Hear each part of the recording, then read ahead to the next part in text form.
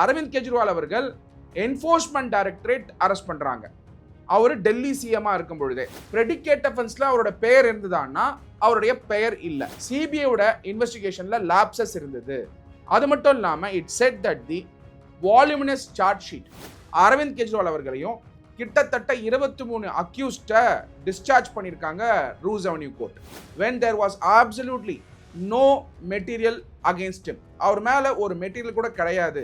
அப்ப அவர் அரெஸ்ட் பண்றதுக்கான காக்னேட் மெட்டீரியல் இருந்ததா அப்படின்னா காக்னேட் மெட்டீரியல் இல்ல. அது மட்டும் இல்லாம அப்போசிஷன் என்ன வாய்ஸ் பண்றாங்க அப்படின்னா டேர்ம் டிஸ்சார்ஜ் டெக்னிக்கல், இது மேல சிபிஐ வந்து அப்பீல் போவாங்க. லீகல் டாக்ஸ் நேயர்களுக்கு அன்பு வணக்கங்கள். டெல்லி ஹைகோர்ட் அரவிந்த் கெஜ்ரிவால் அவர்கள், மணிஷ் சிசோடியா அவர்கள், இவங்க எல்லாரையும் கிட்டத்தட்ட 23 அக்யூஸ்ட டெல்லி லிக்கர் பாலிசி கேஸ்ல இருந்து டிஸ்சார்ஜ் பண்ணியிருக்காங்க. இந்த கேஸ் ஆகப்பட்டது முக்கியமான கேஸ் அப்படிங்கிறத எல்லாரும் நம்ம தெரிஞ்சுக்கணும். இன்ஃபேக்ட் லைவ் லால வந்த ஹெட்லைன்ஸ் எடுத்து பார்த்தீங்கன்னா all accused including Arvind Kejriwal, Manish Sisodia discharged in liquor policy case. Delhi court wraps CBI for lapses அப்படின்னு சொல்லி ஹெட்லைன்ஸ் ரிப்போர்ட் ஆயிருந்தது. இந்த ஹெட்லைன்ஸ் ஆகப்பட்டது பார்த்தீங்கன்னாக்க 27 பிப்ரவரி 2026 அன்னைக்கு, அதாவது ஃப்ரைடே அன்னைக்கு இந்த கேஸ் வந்து ரிப்போர்ட் ஆயிருந்தது. இதில் என்ன நம்ம புரிஞ்சுக்கணும்னா, லாஸ்ட் எலெக்ஷன்ஸ் வந்து எம்பி எலெக்ஷன்ஸ் நடக்கும்பொழுது, லோக்சபா எலெக்ஷன்ஸ் நடக்கும்பொழுது அரவிந்த் கெஜ்ரிவால் அவர்கள் வந்து கஸ்டடி எடுத்தாங்க இடி. இடி எப்போ கஸ்டடி எடுத்தாங்கன்னா கிட்டத்தட்ட 9 சமன்ஸ் வந்து அரவிந்த் கெஜ்ரிவால் அவர்கள் கொடுத்தது. அது மட்டும் இல்லாமல் மணிஷ் சிசோடியா அவர்கள் 560 நாள் பிரிசன்ல இருந்தது நம்மளுக்கெல்லாம் தெரியும். அப்படி இருக்கும் பொழுது இப்போ ஏன் வந்து டெல்லி ஹைகோர்ட் வந்து இதை டிஸ்சார்ஜ் பண்ணுறாங்க அப்படிங்கிறத நம்ம எல்லாம் தெரிஞ்சுக்க வேண்டிய கட்டாயத்தில் இருக்கும்.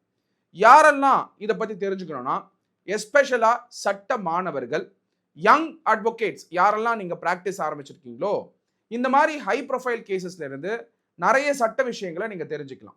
அப்படி பார்க்கும் பொழுது இதுல இருந்து நம்ம கத்துக்க போற விஷயம், அதாவது இந்த கேஸ் நம்ம டிஸ்கஸ் பண்றதுனால நம்ம கத்துக்க போற விஷயம், டிஸ்சார்ஜ் அண்டர் பிஎன்எஸ்எஸ் 2023, அதாவது பாரதிய நாகரிக் சுரக்ஷா சம்ஹிதா 2023ல செக்ஷன் 50 பேஸ் பண்ணி எப்படி வந்து டிஸ்சார்ஜ் நடக்கும் அப்படிங்கிறத தெரிஞ்சுக்கலாம்.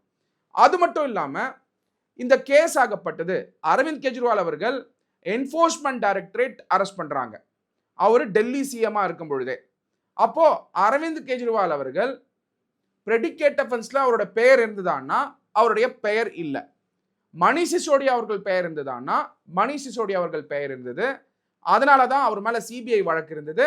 அவரு 560 நாள் வந்து சிறைச்சாலையில் இருந்தார். இப்போ இதெல்லாம் ஒரு பக்கம் இருக்க, ஃப்ரைடே வந்து என்ன டிசைட் பண்ணாங்க கோர்ட்ல அப்படிங்கிறத நம்ம டீடைல்டா பார்ப்போம்.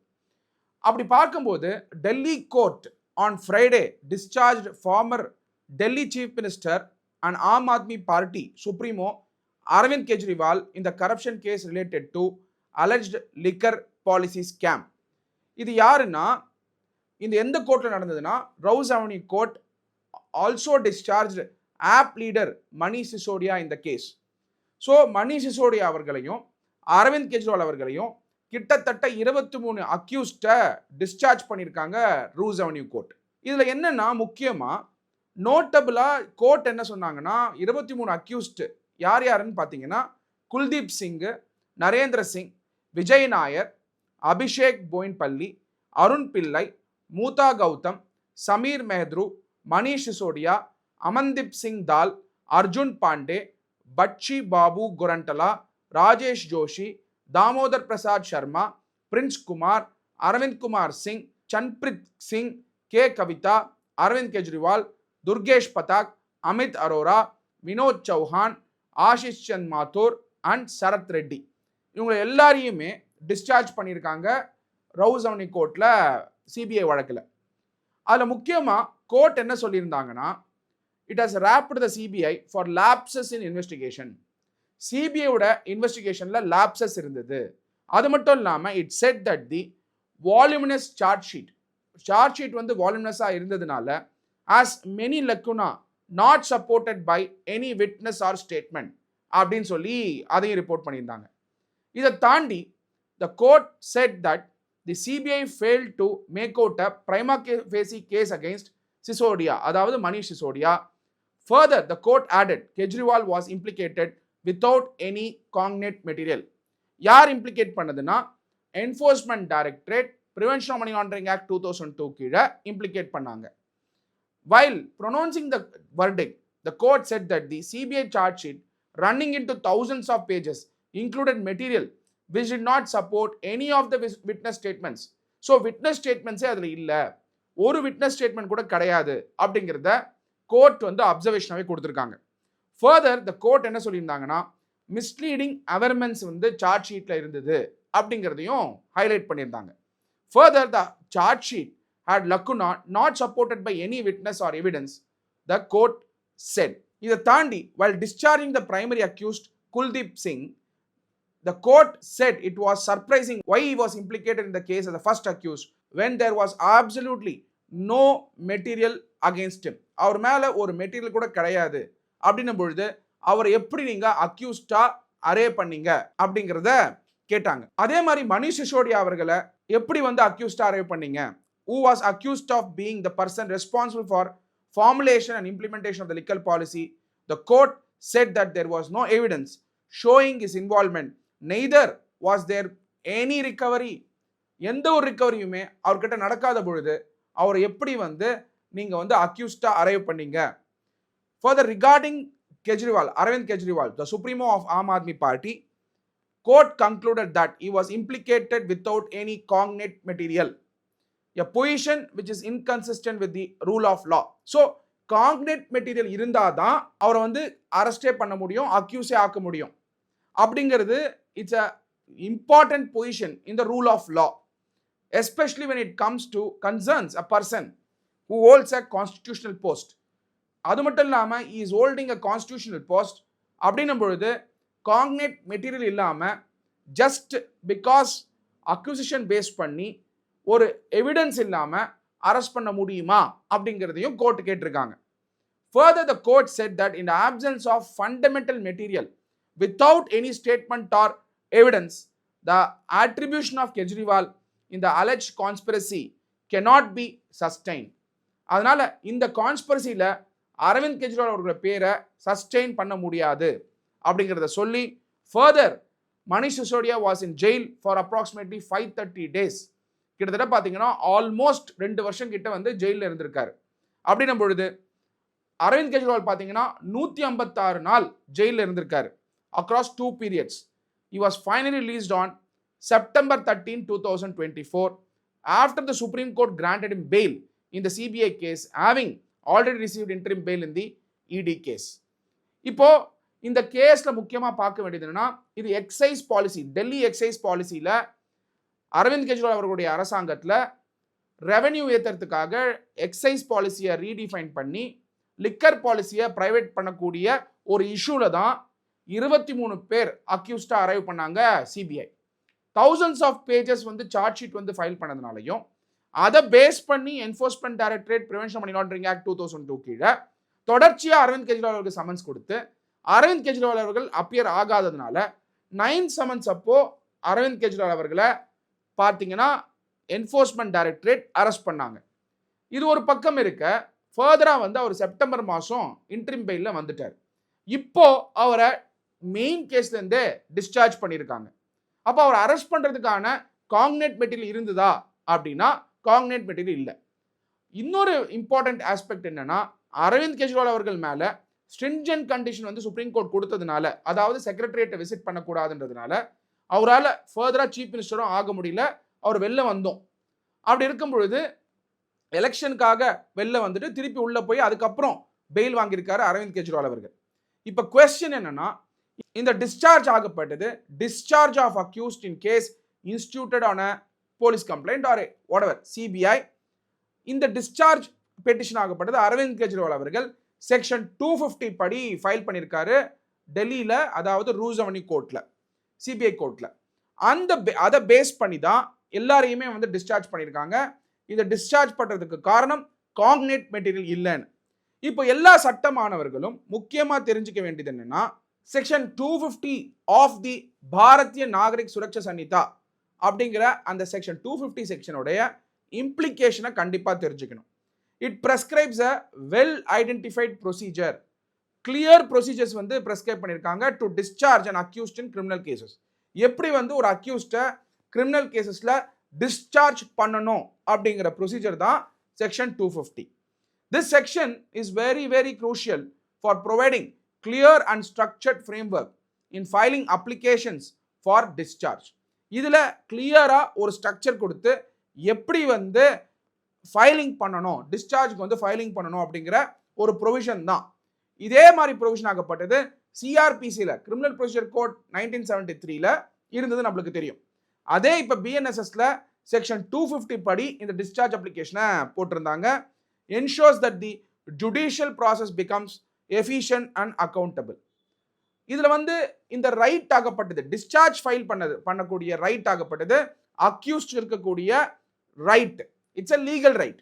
ஏன்னா கான்ஸ்டிடியூஷன் ஆஃப் இந்தியாவில் இருக்கக்கூடிய கான்ஸ்டிடியூஷனல் ஃப்ரேம்வொர்க்கில் லா வந்து உட்பட்டு, கான்ஸ்டிடியூஷனுக்கு உட்பட்டு இருக்கிறதுனால இட்ஸ் அ லீகல் ரைட். அதனால செக்ஷன் 250 படி இந்த பெட்டிஷனை வந்து அக்யூஸ் போட முடியும். அப்படிதான் அரவிந்த் கெஜ்ரிவால் அவர்களும் செக்ஷன் 250 படி இந்த பெட்டிஷன்ஸை ஃபைல் பண்ணாரு. The accused has the right to file an application for discharge within 60 days from the date of commitment under section 232 of the BNSS. அதாவது பாரதிய நாகரிக் சுரக்ஷா சன்னிதா படி சார்ஜ் ஷீட் கொடுத்த உடனே வித்தின் 60 டேஸ்க்குள்ள கமிட்டல் வந்து அண்டர் செக்ஷன் 232 பண்றதுக்கு முன்னாடி நீங்க ஃபைல் பண்ணலாம் அப்படிங்கிறது தான் procedure prescribed under the law. இப்போ இம்பார்ட்டன்ட் லீகல் கொஸ்டின் என்ன எழ ஆரம்பிச்சிருக்குன்னா, மெயின் கேஸ் அதாவது ப்ரெடிகேட் அஃபென்ஸ் தான் ஷெட்யூல்ட் அஃபென்ஸ் ஆகி அதை பேஸ் பண்ணி தான் என்ஃபோர்ஸ்மெண்ட் டைரக்டரேட் இந்த கேஸை நடத்திக்கிட்டு இருந்தாங்க. இப்போ சிபிஐ வழக்கில் இருந்து 23 பேர் டிஸ்சார்ஜ் ஆயிருக்கிறதுனால சிபிஐ இது மேலே அப்பீல் போக முடியுமானா, சிபிஐ அப்பீல் போகிறதுக்கான எல்லா ரைட்டும் உண்டு. எல்லா சட்டமானவர்களும் புரிஞ்சுக்க வேண்டியது என்னன்னா, இப்போ இந்த டிஸ்சார்ஜ் ஆகப்பட்டது இஸ் நாட் ஃபைனல். ஃபர்தரா இதுக்கு மேல இந்த டிஸ்சார்ஜ் பண்ணியிருக்க கூடாது அப்படின்னு சொல்லி பெட்டிஷனை அப்பீல் பண்றதுக்கான ரைட் டு அப்பீல் ஆகப்பட்டது சிபிஐக்கு உண்டு. பேரலி இந்த ப்ரெடிகேட் அஃபென்ஸ், ரெண்டாவது இம்பார்ட்டன்ட் லீகல் பாயிண்ட் நீங்களாம் தெரிஞ்சுக்க வேண்டியது என்னன்னா, சிபிஐ வழக்கில் டிஸ்சார்ஜ் ஆனதுக்கு அப்புறம் enforcement directorate prevention of money laundering act 2002ல இருக்கக்கூடிய கேஸ், இசிஆர் கேஸ் வந்து சஸ்டெயின் ஆகுமா அப்படின்னு பார்த்தீங்கன்னா சஸ்டெயின் ஆகாதுன்றது தான் லீகல் பொசிஷன்.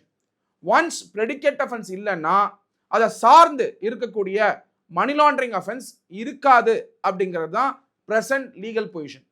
நீங்கள் எடுத்து பார்த்தீங்கன்னா Vijay Madanlal Choudhary versus union of இந்தியாவில் இதே மாதிரியான பல கொஸ்டின்ஸ் வந்து கான்ஸ்டிடியூஷன் கோர்ட்டில் வந்து இப்போ பெண்டிங் இருக்கிறது நம்மளால புரிஞ்சுக்க முடியும்.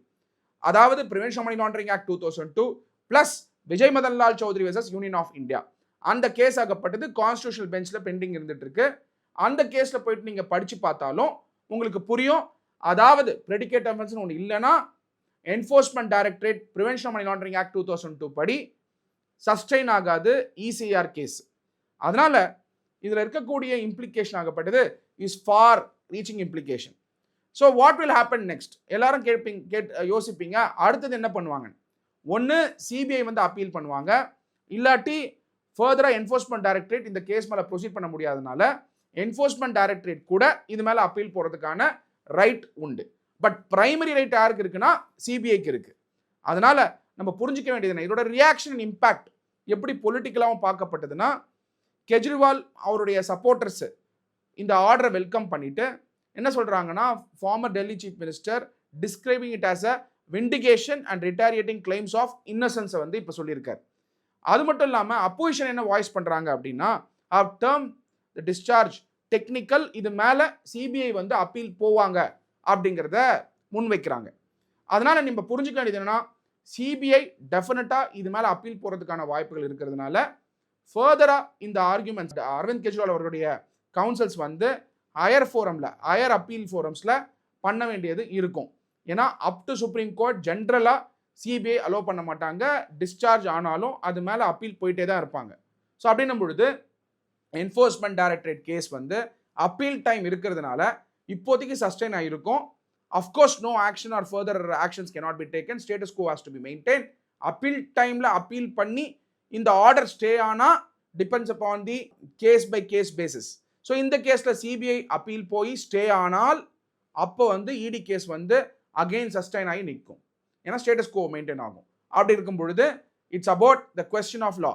Ultimately, we have to understand out of the three organs of the Constitution of India, அதாவது legislative, executive, judiciary. Judiciary is the independence of the judiciary. It is part of the basic structure of the Constitution of India, basic structure doctrine. அதனால வரக்கூடிய நாட்கள்ல இந்த case எப்படி move ஆகுதுங்கிறது it's a power of the judiciary. We have to wait and watch என்ன மாதிரி development Aravind Kejriwal அவர்களுடைய கேஸ்ல நடக்க போகுதுன்னு. எது எப்படியா இருந்தாலும் நேற்று கேஸ்ல வந்து டிஸ்சார்ஜ் ஆனதுனால அரவிந்த் கெஜ்ரிவால் அவர்கள் பப்ளிக்காக வந்து அவர் சொன்ன ஸ்டேட்மெண்ட்லாம் உங்களால் பார்க்க முடியுது. But law operates as per the procedure prescribed by law, due process of law. அதனால சிபிஐ டெஃபினட்டாக இது மேலே அப்பீல் போவாங்க. அப்பீல் போகிறதுனால ஒரு சமயம் ஸ்டே ஆகலாம், ஸ்டே ஆகாமல் போகலாம். Again it is a due process of law, again it's a power of the judiciary. We have to wait and watch என்ன மாதிரி டெவலப்மெண்ட் அரவிந்த் கெஜ்ரிவாலோட கேஸ்லாம் நடக்க போகுதுன்னு. Until then, signing off, Advocate Dr. M. Satyakumar. Thank you.